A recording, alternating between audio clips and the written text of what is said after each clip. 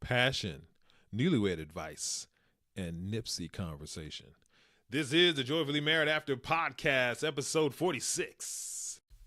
This is Joyfully Married After with Heath and Tracy. I'm Heath. And I'm Tracy. We've been joyfully married after how many years, baby? 28? 28 years, 4 kids, corporate jobs, entrepreneurs, and this podcast is our view on life through our lens. Let's go. Hey, baby, what are we talking about today? Hello. How's my love? I'm doing great. We are talking about passion. We are in the month of passion. So the first month was Self-awareness. The second month was Compassion. And these are all marriage intelligence characteristics. And this month we are talking about passion. So what is passion? It's a lot of stuff, baby. It's strong and barely controllable emotion. The suffering and death of Jesus. What? Like Passion of the Christ? Ooh, that's some serious That's passion. some serious, that's deep. Yeah. You have to take a minute and let that marinate for a second. Passion. What you know about Passion of the Christ? Oh, well, I was reared Catholic, so I know this. I'm very familiar with Passion of the Christ. Our audience may not be aware of this. If you have not seen the movie that Mel Gibson was acclaimed for, Passion of the Christ, Serious movie. check it out. It's not one to be taken lightly, and no. whether you're a believer or not, it still affects you. Right, yeah. So it's Deep movie. it's very important, especially with the season coming upon us, to check that out. Check out Passion of the Christ, so you can understand what we mean when we say passion, and what people should refer to when they're saying compassion, not compassion, passion. Excuse me. Being passionate is key to the marriage relationship. Why? You can display passion in a lot of different ways when you're together. When you're talking about the one you love, specific parts of your life. I think the most important piece, though, is that you should be passionate about the survival, about the thrift, the long-standing survival of your marriage. You want to thrive. So what you're saying is not be passionate so much about the other person, but be passionate about your union and your goals and your growth. Yeah, personally, I like both. But the point is, you need that passion. It's kind of hard to be like Christ-like passionate about another person. Yeah, that's the like the verse for Christ so loved the church, and you have to love your woman in that same way. I think is sort of the theme of it. Okay. But the point is that you have to not only be passionate about the one you love, the one you with, but also about the union that you share. So do you think we are as passionate as we were our first couple of years of marriage? I think we're more passionate. You think so? In many ways. Okay.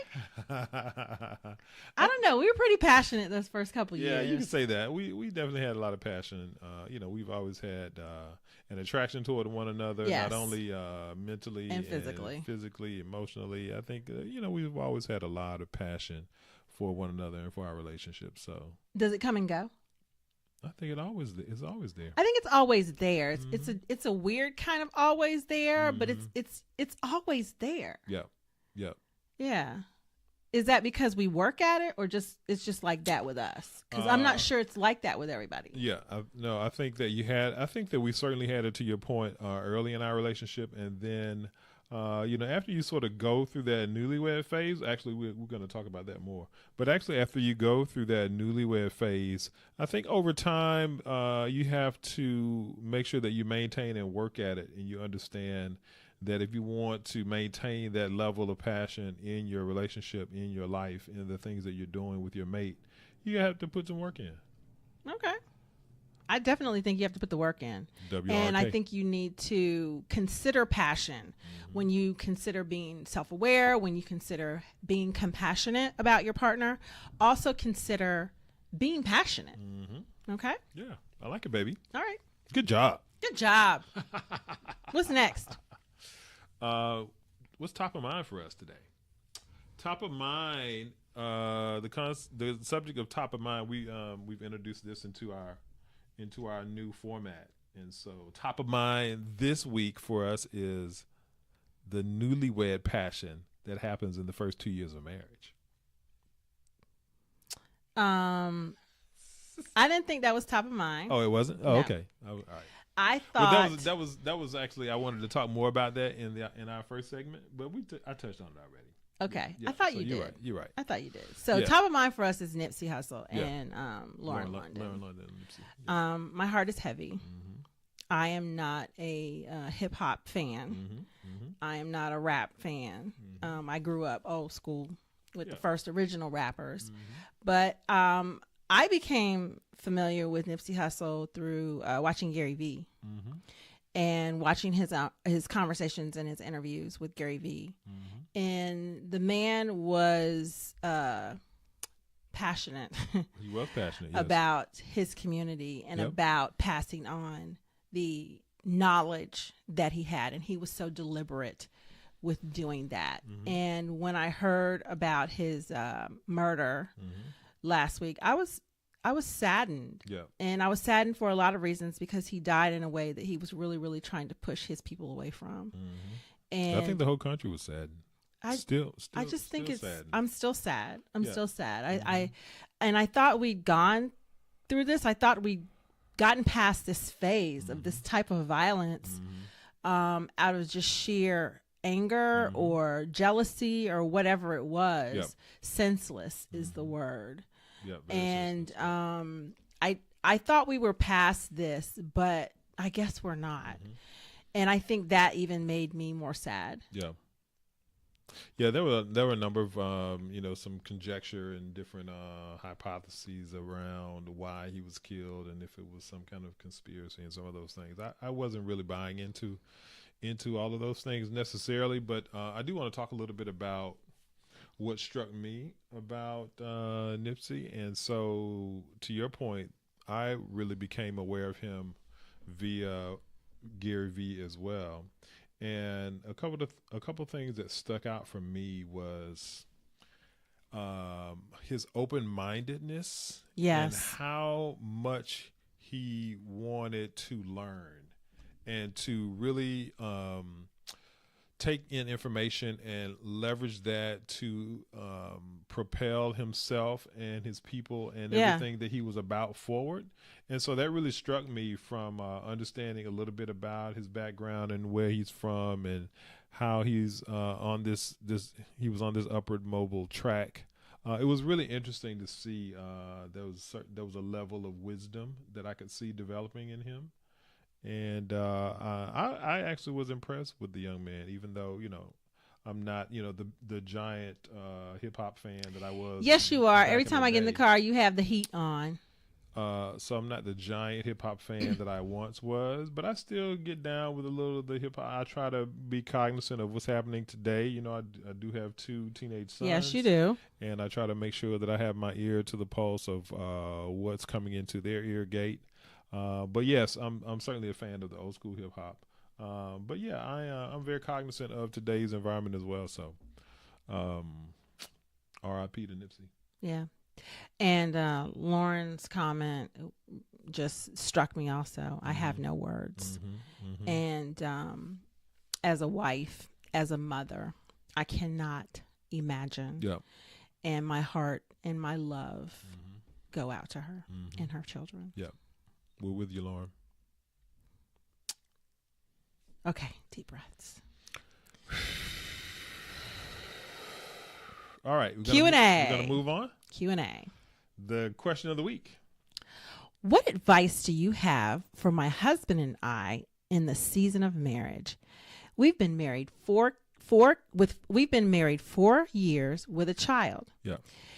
We saw your post, Mhm. and on your post it said, "Married 4 years and still excited." Believe it or not, it was a picture of us at that time. We had passion, and we were in our first growth phase of marriage, trying to figure out how to buy a home, buy a nice expensive car, not work a job, and just be rich. Yep. We had strong faith and were grateful for our status in life. Mhm. Also, we had one child. Mm-hmm. You couldn't tell us anything. So the couple that asked us the question around that post was they're seeking advice. They're in that same place. They've been married 4 years. Yep. They have one child, Mhm. and they're wondering, what would we tell them? What would we tell ourselves from that picture? And we're going to put the picture up for those guys watching the video. Yeah. But what would we tell ourselves, babe? Oh, a lot. I would start so with. Much, so much. You ready? The first thing. You ready? Put your seatbelts on. Get your popcorn ready. I wouldn't buy a house. Would not buy a house. I would save $100,000 first. Or $200,000. These days, especially with a child. Yep. And then buy that house cash. There you go. And I would not buy a house in the traditional sense. Yeah. So you have to understand that this young lady who sent the note, she and her husband are in their 20s. Yeah. And they have their first child. And so they really were. Ooh, I'm thinking back to that. They really were taken by our picture and our post and talking about that time of our lives. And it kind of struck them. And so when we got the feedback, it struck us as well, right? And so you sort of going back and reliving these times and thinking about the wisdom that you have today. If I knew then what I know now. That's a lot, man. What's another thing? I think another thing that I suggested to the young lady, to the couple, was that I would get my hands on all of the positive thought and mentorship information possible, because your mindset is so key. And when you have that correct mindset, that positive mindset, and when you're approaching life like you can't fail and you literally can create whatever life that you want to have. Oh, it's going to punch you in the mouth. Then you have to, when you have that mindset, you can do it. You can get through the mouth punches. You can get through it. And the other thing that I would do if I were married again at 4 years is pay attention to my marriage more. Mm-hmm. I think once you get married and you decide, oh, we're married, okay, now we can move on with the rest of our lives. Mm-hmm. Especially if we have the kid too. Yeah, especially after you have the kid. It's like, oh, we've got it all. We're smoking hot, young couple. We got it all. We got our dreams ahead of us, our whole life ahead of us. And you take your eye off your marriage. Mm-hmm. You focus on buying the house. Mm-hmm. You focus on your career. Mm-hmm. You focus on the child and growing the child the best way that you know how to be a parent. You focus on everything but the marriage. Yep. And I think for us, mm-hmm. we made that mistake also. Mm-hmm. It's a big mistake. Yeah. Because you get to year 7, 8, 9, 10, mm-hmm. and you're like, something's not quite up here. You're looking at the other person. You're like, I'm not feeling. What's going on? You know. It's like that book Madeline. Something's just not right. Something's just not right, and you don't know what it is because you've been achieving and you've been growing and you've been successful and everything is working, right. And you go, but because you weren't working on it, mm-hmm. you weren't doing the date nights, you mm-hmm. weren't having the talks, you weren't doing the planning sessions, you weren't growing all together. You mm-hmm. were, but you weren't. Yeah. So that's the other piece of advice we would give you. Yeah. Thank you for your question. It's a lot of stuff coming at you. So great question, and we hope that response helps you in some way. Next topic. This week's dopest couple in the world. We got to get fancy and get some like sound effects and stuff. Okay, let's do it. Yeah, you do it. See, y'all see what I'm saying? That was my idea that time. I like it. Okay. I like it. So this week, our dopest couple in the world goes to Jason Momoa and Lisa Bonet. Love them. Love them. Free spirits to the hilt. Uh-huh. He's always smiling. He's not that big dude that's all handsome and gruff that never smiles. Right. He's always smiling. You can see the joy on his face. It's a happy dude. He is a happy man. Joyful. He has joy. He has a joyfully married after situation in his life. He really does. He is happy with his woman. Mm-hmm. He is happy with his life, and you can see, and she's so supportive. Yep. Yep. She's like, baby, do what you got. And he's supportive of her. Do what you got to do. Mm-hmm. And the other dynamic to the relationship is her ex-husband, Lenny Kravitz. They spend time together. They do, yeah. Yeah, and I think, we were talking about this the other day, and it's really a multi-layered when you're talking about relationships and having some marriage intelligence within the couple dynamic, as well as the emotional intelligence to be able to deal with your ex and these woven relationships within your family structure. I mean, it's really admirable how all of these people deal with that. When you're talking about Lisa and Jason, and then you're talking about Lenny, and then their daughter Zoe, right? Yes. They agree to be positive co-parents over the years, and the maturity that takes for everybody to still be good and in a good place, and to be able to actually vacation together and interact with one another and be intertwined in each other's lives. I think it's just really a phenomenal scenario. What do you think, baby? I think it's different. Mm-hmm. When I mentioned it to Heath, he said, well, it wasn't just, oh, sure, he can come on vacation with us. It was probably some deep conversation that happened. It was something happened that wasn't supposed to happen. Mm-hmm. And they said, well, we need to talk about this. We don't want this to be an issue in our marriage. Right. And I believe Jason is very confident in his marriage and his love that he has with his wife. Mm-hmm.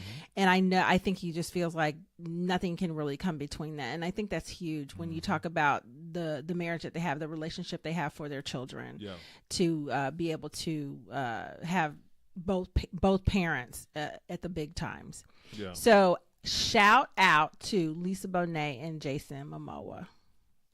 The dopest couple in the world this week. I love the next topic. Doing it well. Doing it well. I was thinking a little bit about this topic this week, baby. Oh, okay. Y'all got to put your hide your kids, hide your wife. Okay. Warning: earplugs, whatever. If you're having some underage children in your presence currently, you may want to put your headphones on. Shield their ears. Noise canceling headsets activated. Okay. Yeah. So I was thinking about this a little bit, and I was pontificating about great sex. And great sexual aids. Yes. And there was this pillow thing that I almost bought one time. And I don't know why. No, we bought a different version of it. What we did. Yes. Okay, but we didn't buy this particular one. We didn't buy the particular one that we want. We should have bought that one. But this one, I think it's called the Liberator. And it's like a wedge. It's like a little wedge pillow. It's more than a wedge. It flips around and it does all this different stuff, so you can do all these different positions and that you can still be comfortable. It looks really cool.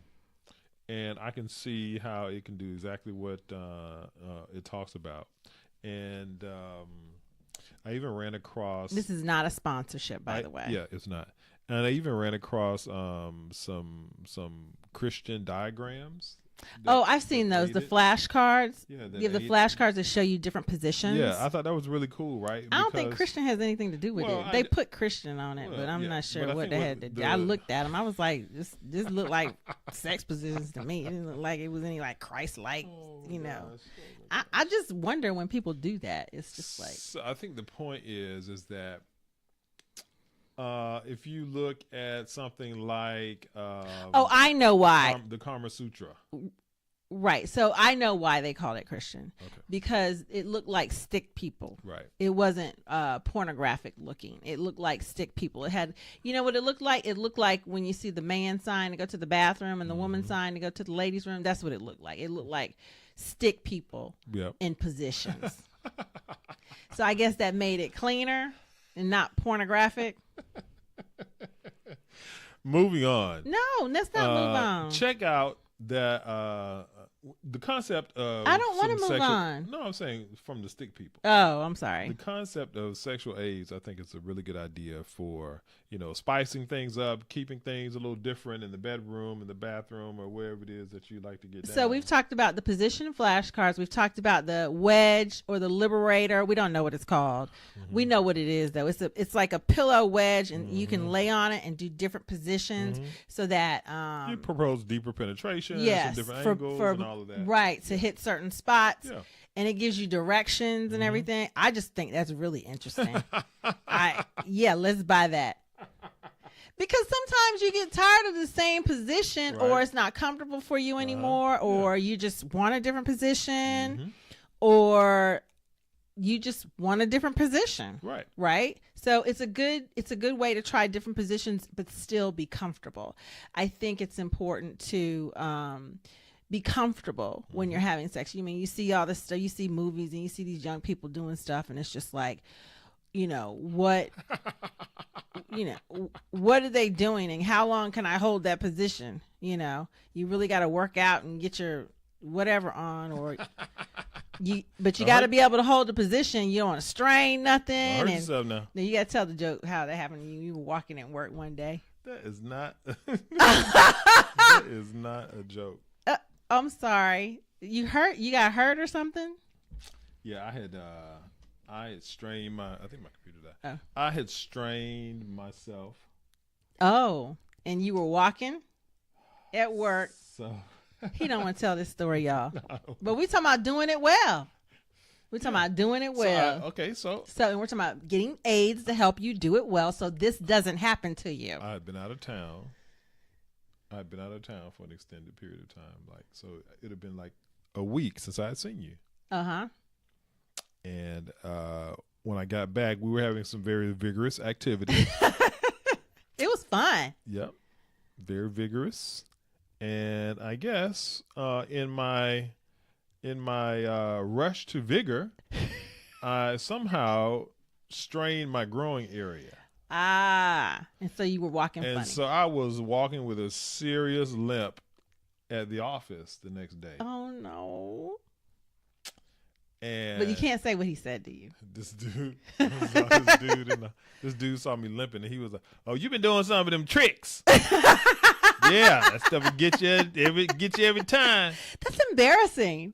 And what'd you say? I think what was so funny about it was that he was right. And I didn't want to say that you're right. I was just like, wow. I can't believe he said that to you in the office. Yeah. I was walking down the hall. He was just walking past me, and that's what he said. So get something to help y'all out so you don't hurt yourself. Yes. Don't want to hurt yourself. Don't want to hurt yourself. Be caught out there. So there you go. Okay. So that brings us to our last topic of the day, my love. 1 minute word. We're going to bless the people with a 1 minute word. You going to bless them. Y'all ready? What's going on, guys? He's coming to you with your 1 minute word today. Today I have a fantastic quote for you. The quote says, "You may think the grass is greener on the other side, but if you take time to water your own grass, it will be just as green." Oh, so this is for all those folks who are in marriage relationships. They're thinking about getting divorced or splitting up. They're not happy with what's happening in their current relationship. Guys, let me tell you. Get a TO, like Dickie V said. Get a TO, baby. Get a TO. Look, if your grass does not appear to be as green as some other grass that you see out there, that's because you need to break out the water hose. That's because you need to check on your water maintenance system at your house. And if you take care of your maintenance, if you get some fertilizer out there, if you get some crab pre-emergent to keep those weeds down, and you do your thing and water your grass regularly, what you will discover is that brown grass will all of a sudden begin to grow and evolve and thicken down there in the root with a thick root system that you're going to be developing. And it's going to be like St. Patrick's Day at your house, baby. Boom! And that's all I got to say about it. I love that, baby. Thank you. You're so good at that. 1 minute word. Thanks for joining us again, guys. Don't forget. Stay connected. Stay connected to God. Stay connected to your family. And stay connected to your spouse. Or your significant other. We love you.